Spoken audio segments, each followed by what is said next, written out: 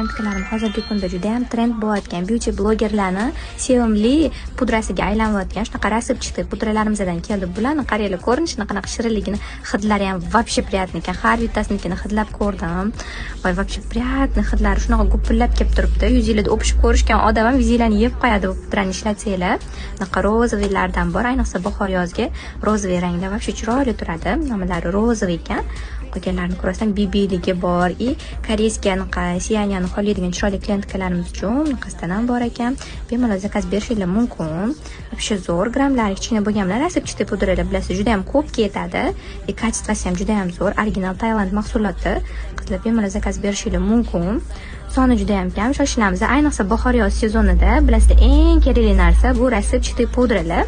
Rasipchitli pudralar olishga shoshilamiz. Shunaqa shirin fond pudralarimizdan keldi.